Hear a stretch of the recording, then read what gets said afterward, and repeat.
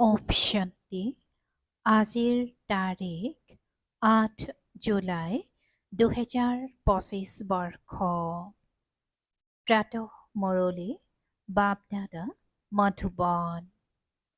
আজিৰ পিতাৰ অমৃতবাণী হৈছে, মৰমৰ সন্তানসকল, তোমালোকৰ এই জীৱন বহুত অমূল্য, কিয়নো তোমালোকে শ্ৰীমতত বিশ্বৰ সেৱা কৰা, এই নৰকক স্বৰ্গ কৰি তোলা।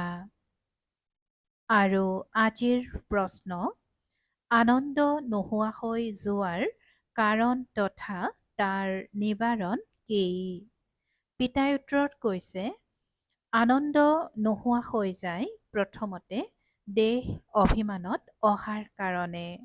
দ্বিতীয়তে, অন্তৰত যেতিয়া কিবা শংকা উৎপন্ন হৈ যায় তেতিয়াও আনন্দ নোহোৱা হৈ যায়। সেইবাবে বাবাই ৰায় দিয়ে, যেতিয়াই কোনো শংকা উৎপন্ন হয় তেতিয়া লগে লগে বাবাক সুধিবা, দেহী অভিমানী হৈ থকাৰ অভ্যাস কৰা, তেতিয়া সদায় আনন্দিত হৈ থাকিবা।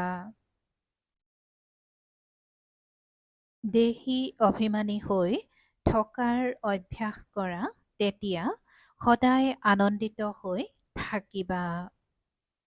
Option D. উচ্চতকৈও উচ্চ ভগৱান, আকৌ ভগৱানে সন্তানসকলৰ সন্মুখত কয়, মই তোমালোকক উচ্চতকৈও উচ্চ কৰি গঢ়ি তোলো। গতিকে তোমালোক সন্তানসকল কিমান আনন্দিত হৈ থকা উচিত। বুজিও পোৱা যে বাবাই আমাক গোটেই বিশ্বৰ মালিক কৰি তোলে। মনুষ্যই কয়, পৰমপিতা পৰমাত্মা উচ্চতকৈও উচ্চ।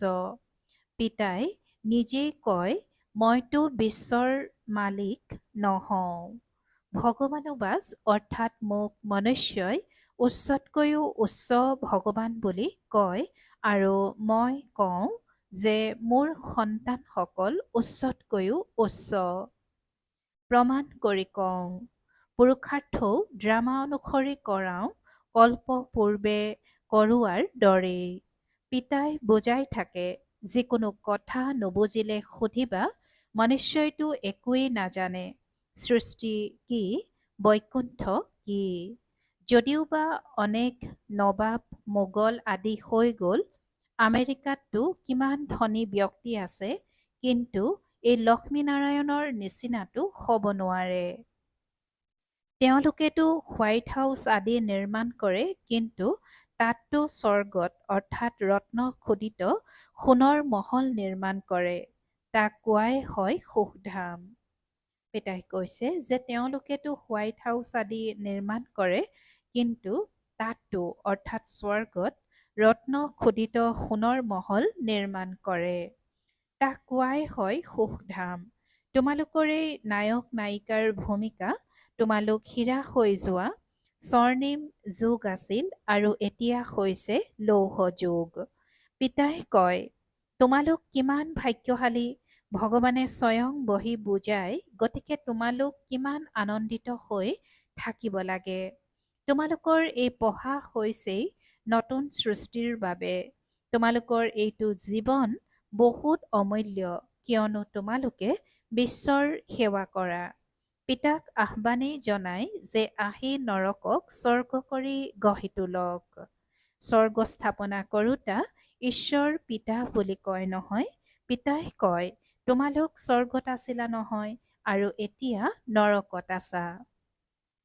আকৌ স্বৰ্গত থাকিবাগৈ, নৰক আৰম্ভ হয়, তেতিয়া আকৌ স্বৰ্গৰ কথাবোৰ পাহৰি যায়।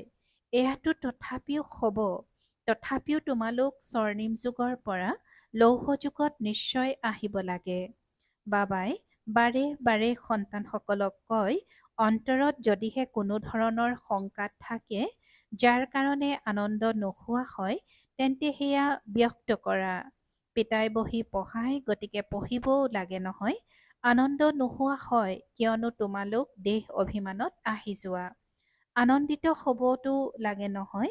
পিতাটো হৈছে কেৱল ব্ৰহ্মাণ্ডৰ মালিক। তোমালোকতো বিশ্বৰ মালিক হৈ যোৱা। যদিও পিতাক ৰচয়িতা বুলি কোৱা হয়, তথাপিও এনেকুৱা নহয় যে প্ৰলয় হৈ যায় তাৰ পাছত নতুন সৃষ্টি ৰচনা কৰে। নহয়, পিতাই কয়, মই কেৱল পুৰণিক নতুন কৰি তোলো, পুৰণি সৃষ্টিৰ বিনাশ কৰাওঁ। তোমালোকক নতুন সৃষ্টিৰ মালিক কৰি তোলো, মই একো নকৰোঁ। এয়াও ড্ৰামাত নিৰ্ধাৰিত হৈ আছে। পতীত সৃষ্টিলৈকে মোক আহ্বান জনায়। পিতাই কৈছে যে পতীত সৃষ্টিলৈকে মোক আহ্বান জনায়। পাৰসনাথ কৰি গঢ়ি তোলো, গতিকে সন্তানসকল নিজেই পাৰস্পৰিলৈ আহি যায়। তালৈকেতো মোক কেতিয়াও আহ্বানেই নজনায়। কেতিয়াবা আহ্বান জনোৱানে যে বাবা পাৰস্পৰিলৈ আহি অলপ দেখাটো দিয়ক? আহ্বানেই নজনোৱা। গায়নো কৰে যে দুখত সকলোৱে আহ্বান জনায়, পতীত সৃষ্টিত স্মৰণ কৰে, সুখত কোনেও নকৰে। আজি পিতাই কৈছে যে গায়নো কৰে যে দুখত সকলোৱে আহ্বান জনায়, পতীত সৃষ্টিত স্মৰণ কৰে আৰু সুখত কোনেও নকৰে। স্মৰণো নকৰে আৰু আহ্বানো নজনায়। কেৱল দাপৰত মন্দিৰ সাজি তাত মোক ৰাখি দিয়ে পূজা কৰিবৰ কাৰণে, পাথৰৰ নহলে বা হীৰাৰ লিংগ সাজি ৰাখি দিয়ে। কিমান আচৰিত কথা! ভালদৰে কাণ খুলি অৰ্থাৎ মনোযোগ দি শুনিব লাগে। কাণো পবিত্ৰ কৰি তুলিব লাগে। প্ৰথমতে পবিত্ৰতা। কোৱা হয় সিংহীৰ গাখীৰ সোণৰ পাত্ৰতহে ৰাখিব পাৰি। ইয়াতো পবিত্ৰতা থাকিলেহে ধাৰণা হ'ব। পিতাই কয়, কাম মহাশত্ৰু, ইয়াৰ ওপৰত বিজয়ী হ'ব লাগে। তোমালোকৰ এইটো অন্তিম জন্ম, এয়াও তোমালোকে জানা। সেয়াই মহাভাৰতৰ যুদ্ধ। কল্পই কল্পই যেনেকৈ বিনাশ হৈছে, ড্ৰামানুসাৰে হুবহু এতিয়াও হ'ব। তোমালোক সন্তানসকলে স্বৰ্গত পুনৰ নিজৰ মহল সাজিব লাগে। কল্প পূৰ্বে যেনেকৈ সাজিছিলা। স্বৰ্গক কোৱাই হয় পেৰাডাইজ। পুৰণাৰ পৰা পেৰাডাইজ শব্দটি ওলাইছে। পুৰাণৰ পৰা পেৰাডাইজ শব্দটি ওলাইছে। কোৱা হয় মানস সৰোবৰত পৰীসকল আছিল। পিতাই কৈছে যে কোৱা হয় যে মানস সৰোবৰত পৰীসকল আছিল। তাত কোনোৱে বুৰ মাৰিলে পৰী হৈ গৈছিল। বাস্তৱত হৈছে জ্ঞান মানসৰোবৰ। পিতাই আজি কৈছে যে তোমালোক সন্তানসকলে স্বৰ্গত পুনৰ নিজৰ মহল সাজিব লাগে। কল্প পূৰ্বে যেনেকৈ সাজিছিলা। স্বৰ্গক কোৱাই হয় পেৰাডাইজ আৰু পুৰাণৰ পৰা পেৰাডাইজ শব্দটি ওলাইছে। কোৱা হয় মানস সৰোবৰত পৰীসকল আছিল। তাত কোনোৱে বুৰ মাৰিলে পৰী হৈ গৈছিল। বাস্তৱত হৈছে জ্ঞান মানসৰোবৰ। তাত তোমালোক কিহৰ পৰা কি হৈ যোৱা। শোভনীয়সকলক পৰী বুলি কোৱা হয়। এনেকুৱা নহয় যে পাখি লগা কোনোবা পৰী থাকে। যেনেকৈ তোমালোক পাণ্ডৱসকলক মহাবীৰ বুলি কোৱা হয়, তেওঁলোকে আকৌ পাণ্ডৱসকলৰ ডাঙৰ ডাঙৰ চিত্ৰ গঢ়া আদি দেখুৱাই দিলে। তেওঁলোকে আকৌ পাণ্ডৱসকলৰ ডাঙৰ ডাঙৰ চিত্ৰ গুহা আদি দেখুৱাই দিলে। ভক্তি মাৰ্গত কিমান পইচা নষ্ট কৰে। পিতাই কয়, মইতো সন্তানসকলক কিমান চহকী কৰি তোলো। তোমালোকে ইমানখিনি পইচা ক'ত কি কৰিলা? ভাৰত কিমান চহকী আছিল। এতিয়া ভাৰতৰ কি অৱস্থা? যি 100% চহকী আছিল, এতিয়া 100% কঙাল হৈ গ'ল। এতিয়া তোমালোক সন্তানসকলে কিমান প্ৰস্তুতি চলাব লাগে। সন্তান আদিকো ইয়াকেই বুজাব লাগে যে শিৱ বাবাক স্মৰণ কৰা। তোমালোক শ্ৰীকৃষ্ণৰ নিচিনা সবা। শ্ৰীকৃষ্ণ কেনেকৈ হ'ল এয়া কোনোবাই কি জানে? পূৰ্বৰ জন্মত শিৱ বাবাক স্মৰণ কৰিহে শ্ৰীকৃষ্ণ হ'ল। সেয়েহে তোমালোক সন্তানসকল কিমান আনন্দিত হৈ থাকিব লাগে। কিন্তু অপাৰ আনন্দিত হৈ সেইসকলেই থাকিব যিসকল সদায় আনৰ সেৱাত ব্ৰতী হৈ থাকে। মুখ্য কথাবোৰ ধাৰণ কৰি চাল চলন বহুত মৰ্যাদাপূৰ্বক হ'ব লাগে। খোৱা বোৱা বহুত সুন্দৰ হ'ব লাগে। তোমালোক সন্তানসকলৰ ওচৰলৈ যেতিয়া কোনোবা আহে তেতিয়া তেওঁলোকক সকলো প্ৰকাৰেৰে সেৱা আগবঢ়োৱাব অৰ্থাৎ আগবঢ়াব লাগে। পিতাই কৈছে যে তোমালোক সন্তানসকলৰ ওচৰলৈ যেতিয়া কোনোবা আহে তেতিয়া তেওঁলোকক সকলো প্ৰকাৰেৰে সেৱা আগবঢ়াব লাগে। স্থূল সেৱাও লগতে সূক্ষ্ম সেৱাও। শাৰীৰিক আত্মিক দুই ধৰণেৰে কৰিলে বহুত আনন্দিত হ'ব। কোনোবা আহিলে তেওঁক তোমালোকে সঁচা সত্যনাৰায়ণৰ কাহিনী শুনোৱা। শাস্ত্ৰবোৰততো কি কি কাহিনী লিখি দিছে। বিষ্ণুৰ নাভিৰ পৰা ব্ৰহ্মাৰ আবিৰ্ভাৱ হ'ল, আকৌ ব্ৰহ্মাৰ হাতত শাস্ত্ৰ দি দিলে। এতিয়া বিষ্ণুৰ নাভিৰ পৰা ব্ৰহ্মাৰ আবিৰ্ভাৱ কেনেকৈ হ'ল, কিমান ৰহস্যময় কথা, আৰু কোনেও এই কথাবোৰ একোৱেই বুজিব নোৱাৰে। নাভিৰ পৰা আবিৰ্ভাৱ হোৱাৰতো কোনো কথাই নাই। ব্ৰহ্মাৰ পৰা বিষ্ণু, বিষ্ণুৰ পৰা ব্ৰহ্মা হয়। ব্ৰহ্মাৰ পৰা বিষ্ণু হ'বলৈ ছেকেণ্ডৰ প্ৰয়োজন। ছেকেণ্ডত জীৱন মুক্তি বুলি কোৱা হয়। পিতাই সাক্ষাৎকাৰ কৰালে তুমি বিষ্ণুৰ ৰূপ হোৱা। ছেকেণ্ডত নিশ্চয়তা জন্মি গ'ল। বিনাশৰ সাক্ষাৎকাৰো হ'ল। নহ'লেতো কলিকতাত একেবাৰে ৰাজকীয় আদব কাইদাৰে আছিল। কোনো অসুবিধা নাছিল। বৰ ৰাজকীয়তাৰে আছিল। এতিয়া পিতাই তোমালোকক এই জ্ঞান ৰত্নৰ বেপাৰ শিকায়। সেই বেপাৰটো ইয়াৰ তুলনাত একোৱেই নহয়। কিন্তু এওঁৰ অৰ্থাৎ ভূমিকা আৰু তোমালোকৰ ভূমিকাৰ মাজত পাৰ্থক্য আছে। বাবা অৰ্থাৎ শিৱ বাবা এওঁৰ ব্ৰহ্মা বাবাৰ শৰীৰত প্ৰৱেশ কৰিলে আৰু এওঁ তৎক্ষণাৎ সকলো ত্যাগ কৰি দিলে। ভাটি তৈয়াৰ হ'বলগীয়া আছিল। তোমালোকেও সকলো ত্যাগ কৰিলা। নদী পাৰ হৈ আহি এই ভাটিত বহিলা। কি কি হ'ল? কাৰোলৈ ভূক্ষেপ নাই। এনেকৈ কয় যে শ্ৰীকৃষ্ণই পলুৱাই নিলে। কিয় পলুৱাই নিলে? তোমালোকক পাতৰানী কৰিবলৈ। এই ভাটিও তৈয়াৰ হ'ল তোমালোক সন্তানসকলক স্বৰ্গৰ মহাৰাণী কৰিবৰ কাৰণে। শাস্ত্ৰবোৰততো কি কি লিখি দিছে, বাস্তৱত কি কি হয় সেয়া তোমালোকে এতিয়া বুজি পোৱা। পলুৱাই নিয়াৰ কথা নাই। কল্পপূৰ্বেও গালি খাইছিল, নাম বদনাম হৈছিল। এয়াতো হৈছে ড্ৰামা। যি কিছু হয় সেয়া কল্পৰ পূৰ্বৰ দৰেই। এতিয়া তোমালোকে ভালদৰে জানা যে কল্পপূৰ্বে যিসকলে ৰাজ্য লৈছিল তেওঁলোক নিশ্চয় আহিব। পিতাই কয় ময়ো কল্পই কল্পই আহি ভাৰতক স্বৰ্গ কৰি তোলো। পুৰা 84 জন্মৰ হিচাপে শুনাইছো। সত্যযুগত তোমালোক অমৰ হৈ থাকা, তাত অকাল মৃত্যু নহয় আৰু শিৱ বাবাই কালৰ ওপৰত বিজয় প্ৰাপ্ত কৰায়। তেওঁ কয় মই কালৰো কাল। কথাও অৰ্থাৎ কাহিনী আছে নহয়। তোমালোক কালৰ ওপৰত বিজয়ী হোৱা। তোমালোক অমৰলোকলৈ যোৱা। অমৰলোকত উচ্চ পদ প্ৰাপ্ত কৰিবলৈ হ'লে প্ৰথমে পবিত্ৰ হ'ব লাগে আৰু দ্বিতীয়তে দৈৱী গুণ ধাৰণ কৰিব লাগে। নিতৌ নিজৰ খতিয়ান ৰাখা। ৰাৱণৰ দ্বাৰা তোমালোকৰ লোকচান হ'ল, মোৰ দ্বাৰা লাভ হয়। বেপাৰীসকলে এই কথাবোৰ ভালকৈ বুজিব। এয়া হৈছে জ্ঞান ৰত্ন। কোনোবা বিৰল বেপাৰীয়েহে এওঁৰ সৈতে বেপাৰ কৰিব। তোমালোক বেপাৰ কৰিবলৈ আহিছা। কোনোৱেতো যথা ৰীতি বেপাৰ কৰি 21 জন্মৰ কাৰণে স্বৰ্গৰ চুক্তি কৰি লয়। 21 জন্মনো কি? 50ৰ পৰা 60 জন্মলৈ তোমালোক বহুত সুখী হৈ থাকা। পদমপতি হোৱা।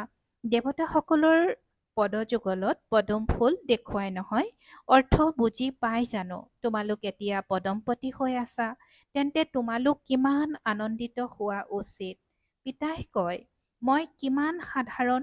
তোমালোক সন্তানসকলক স্বৰ্গলৈ লৈ যাবলৈ আহিছো। আহ্বানো জনোৱা, সেই পতিত পাৱন আহক, পাৱন কৰি তোলক। পাৱন থাকেই সুখধামত।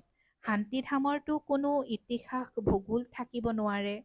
শান্তিধামৰতো কোনো ইতিহাস ভূগোল থাকিব নোৱাৰে। সেয়াতো আত্মাসকলৰ বৃক্ষ। সূক্ষ্মলোকৰো কোনো কথা নাই। বাকী এই সৃষ্টি চক্ৰ কেনেকৈ ঘূৰে সেয়া তোমালোকে জানি গলা।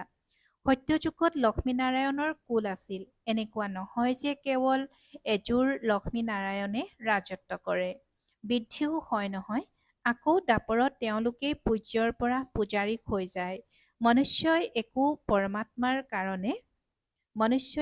পৰমাত্মাৰ কাৰণে আপুনিয়েই পূজ্য বুলিয়েই কৈ দিয়ে। পিতাই আজি কৈছে যে সত্য যুগত সত্য যুগত লক্ষ্মীনাৰায়ণৰ কুল আছিল। এনেকুৱা নহয় যে কেৱল এযোৰ লক্ষ্মীনাৰায়ণে ৰাজত্ব কৰে।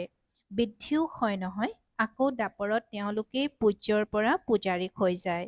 মনুষ্যই আকৌ পৰমাত্মাৰ কাৰণে আপুনিয়েই পূজ্য বুলি কৈ দিয়ে।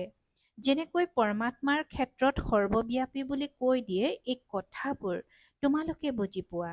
আধাকল্প তোমালোকে গায়ন কৰি আহিছা, উচ্চতকৈও উচ্চ ভগৱান, আৰু এতিয়া ভগৱানুবাস, অৰ্থাৎ ভগৱানে কয় উচ্চৰো উচ্চ হৈছে সন্তানসকল।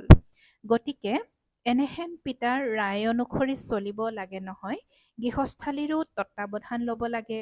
ইয়াততো সকলো থাকিব নোৱাৰে। সকলোৱে যদি থাকিবলৈ লয় তেন্তে কিমান ডাঙৰ ঘৰ সাজিব লাগিব। এয়াও তোমালোকে এদিন দেখিবা যে তলৰ পৰা ওপৰলৈকে কিমান ডাঙৰ শাৰী লাগিব দৰ্শন কৰিবৰ বাবে। কাৰোবাৰ দৰ্শন নহলে তেতিয়া গালিও দিবলৈ লাগি যায়। ভাবে যে মহাত্মাৰ দৰ্শন কৰোঁ। এতিয়া পিতাটো হৈছে সন্তানসকলৰ। সন্তানসকলকহে পঢ়ায়। তোমালোকে যিসকলক ৰাস্তা দেখুৱাই দিয়া, তেওঁলোকৰ কিছুমানেতো ভালদৰে চলিবলৈ ধৰে আৰু কিছুমানে ধাৰণা কৰিব নোৱাৰে। কিমান আছে যিয়ে শুনিও থাকে, আকৌ বাহিৰলৈ গ'লে যেনেকুৱা আছিল তেনেকুৱা হৈয়ে থাকি যায়। সেই আনন্দ নাথাকে, পঢ়া নপঢ়ে, যোগ নাই। পিতাই কিমান বুজায়, খতিয়ানৰ তালিকা ৰাখা, নহলে বহুত অনুতাপ কৰিব লাগিব। মই বাবাক কিমান স্মৰণ কৰোঁ, খতিয়ান চাব লাগে। ভাৰতৰ প্ৰাচীন যুগৰ বহুত মহিমা আছে। সেয়েহে পিতাই বুজাই, কোনো কথা বুজি নাপালে তেন্তে পিতাক সোধা। আগতে তোমালোকে একো নাজানিছিলা। বাবাই কয় এয়া হৈছে কাঁইটৰ জংঘল, কাম মহাশত্ৰু। এই কথাষাৰ গীতাৰে। গীতা পঢ়িছিলা, কিন্তু বুজি পাইছিলা জানো? বাবাই অৰ্থাৎ ব্ৰহ্মা বাবাই গোটেই জীৱন গীতা পঢ়িছিল। এনেকৈ ভাবিছিল যে গীতাৰ মাহাত্ম্য বহুত ভাল। ভক্তি মাৰ্গত গীতাৰ কিমান মান আছে। গীতা ডাঙৰো থাকে আৰু সৰুও থাকে। শ্ৰীকৃষ্ণ আদি দেৱতাসকলৰ সেই চিত্ৰ কম পইচাতেই পোৱা যায়। সেই চিত্ৰসমূহৰ আকৌ কিমান ডাঙৰ ডাঙৰ মন্দিৰ নিৰ্মাণ কৰে। সেয়েহে পিতাই বুজায়, তোমালোকতো বিজয়মালাৰ মণিষ হ'ব লাগে। এনেহেন মৰমৰ বাবাক বাবা বাবা বুলিও কয়। এনেকৈ ভাবে যে স্বৰ্গৰ বাটচাহি দিয়ে, তথাপি শুনাই আৰু আঁতৰি গুচি যায়। বাবা বুলি কলা যেতিয়া বাবা অৰ্থাৎ বাবা। ভক্তি মাৰ্গততো গায়ন কৰা হয় স্বামীৰো স্বামী, গুৰুৰো গুৰু এজনেই, তেওঁ আমাৰ পিতা। জ্ঞানৰ সাগৰ পতিত পাৱন হয়। তোমালোক সন্তানসকলে কোৱা, বাবা আমি কল্পই কল্পই আপোনাৰ পৰা উত্তৰাধিকাৰ লৈ আহিছোঁ। কল্পই কল্পই মিলিত হওঁ। আপোনাৰ অৰ্থাৎ বেশদৰ পিতাৰ পৰা আমি নিশ্চয় বেশদৰ উত্তৰাধিকাৰ লাভ কৰিম। মুখ্য হৈছেই অল্ফ অৰ্থাৎ পিতা। তাত বে অৰ্থাৎ বাদশ্বাহী সমাহিত হৈ আছে। বাবা মানে উত্তৰাধিকাৰ। সেয়া হ'ল সদৰ আৰু এয়া হ'ল বেশদৰ।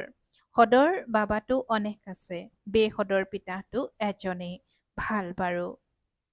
অতি মৰমৰ ৫,০০০ বছৰৰ পাছত পুনৰাই মিলিত হোৱা সন্তানসকলৰ প্ৰতি বাপ-দাদাৰ স্নেহপূৰ্ণ স্মৰণ আৰু সুপ্ৰভাত। আত্মিক পিতাৰ আত্মিক সন্তানসকলক নমস্কাৰ। আৰু আত্মিক সন্তানসকলৰ আত্মিক মাত-পিতা আৰু বাপ-দাদাৰ প্ৰতি স্নেহপূৰ্ণ স্মৰণ আৰু সুপ্ৰভাত আৰু নমস্কাৰ নমস্কাৰ নমস্কাৰ। আৰু আজিৰ ধাৰণাৰ বাবে মুখ্য সাৰ প্ৰথমতে স্থূল সূক্ষ্ম সেৱা কৰি অপাৰ আনন্দৰ অনুভৱ কৰিব আৰু কৰাব লাগে। চলন আৰু খোৱা বোৱাত বহুত মৰ্যাদাপূৰ্বক হৈ থাকিব লাগে। চলন আৰু খোৱা বোৱাত বহুত মৰ্যাদাপূৰ্ণ হৈ চলিব লাগে। দ্বিতীয়তে অমৰ লোকত উচ্চ পদ প্ৰাপ্ত কৰিবলৈ পবিত্ৰ হোৱাৰ লগতে দৈবী গুণো ধাৰণ কৰিব লাগে। নিজৰ খতিয়ান চাব লাগে যে মই বাবা কিমান স্মৰণ কৰোঁ। অবিনাশী জ্ঞান ৰত্নৰ উপাৰ্জন জমা কৰি আছোনে? কাণ পবিত্ৰ হৈছেনে? য'ত ধাৰণা হ'ব পাৰে। আৰু আজিৰ বৰদান। সেৱা কৰিও স্মৃতিৰ অনুভৱৰ দৌৰ লগাওঁতা সদায় স্নেহত লীন আত্মা হোৱা। সেৱা কৰিও স্মৃতিৰ অনুভৱৰ দৌৰ লগাওঁতা সদায় স্নেহত লীন আত্মা হোৱা। আৰু আজিৰ বৰদানৰ ব্যাখ্যা। স্মৃতিত থাকা কিন্তু স্মৃতিৰ দ্বাৰা যিবোৰ প্ৰাপ্তি হয়, স্মৃতিত থাকা কিন্তু স্মৃতিৰ দ্বাৰা যিবোৰ প্ৰাপ্তি হয় সেই প্ৰাপ্তিসমূহৰ অনুভূতি আগলৈ বঢ়াই গৈ থাকা। ইয়াৰ বাবে এতিয়া বিশেষ সময় আৰু মনোযোগ দিয়া, যাৰ দ্বাৰা এইটো গম পায় যে এওঁ অনুভৱৰ সাগৰত মন্থন হৈ থকা স্নেহত লীন আত্মা। যেনেকৈ পবিত্ৰতা শান্তিৰ বাতাবৰণৰ অনুভৱ হয়, তেনেকৈ শ্ৰেষ্ঠ যোগী স্নেহত মগন হৈ থাকোঁতা এইটো অনুভৱ হওক। জ্ঞানৰ প্ৰভাৱ আছে, কিন্তু যোগৰ সিদ্ধিস্বৰূপৰ প্ৰভাৱ পৰক। সেৱা কৰিও স্মৃতিৰ অনুভৱত ডুবি থাকা, স্মৃতিৰ যাত্ৰাৰ অনুভৱৰ দৌৰ লগোৱা। আৰু আজিৰ শ্লোগান। সিদ্ধিক স্বীকাৰ কৰি লোৱা, সিদ্ধিক স্বীকাৰ কৰি লোৱা, অৰ্থাৎ ভৱিষ্যতৰ প্ৰাৰব্ধ ইয়াতেই সমাপ্ত কৰি দিয়া। অফ শান্তি আৰু আজিৰ অব্যক্ত সংকেত। সংকল্প শক্তি জমা কৰি শ্ৰেষ্ঠ সেৱাৰ নিমিত্ত হোৱা। সংকল্প শক্তি জমা কৰি শ্ৰেষ্ঠ সেৱাৰ নিমিত্ত হোৱা। যিমানে তোমালোক সন্তানসকল শ্ৰেষ্ঠ সংকল্পৰ শক্তিৰে সম্পন্ন হৈ গৈ থাকিবা, সিমানেই শ্ৰেষ্ঠ সংকল্পৰ শক্তিশালী সেৱাৰ স্বৰূপ স্পষ্টকৈ দেখা পোৱা যাব। প্ৰত্যেকেই অনুভৱ কৰিব যে আমাক কোনোবাই মাতি আছে। কিবা দিব্য বুদ্ধিৰ দ্বাৰা শুভ সংকল্পৰ আবাহন হৈ আছে। কোনোবাই আকৌ দিব্য দৃষ্টিৰে পিতা আৰু স্থানক প্ৰত্যক্ষ কৰিব। দুই প্ৰকাৰৰ অনুভৱৰ দ্বাৰা বহুত তীব্ৰ গতিৰে নিজৰ শ্ৰেষ্ঠ ঠিকনাত উপস্থিত হৈ যাব। দুয়ো প্ৰকাৰৰ অনুভৱৰ দ্বাৰা বহুত তীব্ৰ গতিৰে নিজৰ শ্ৰেষ্ঠ ঠিকনাত উপস্থিত হৈ যাব। ওম শান্তি।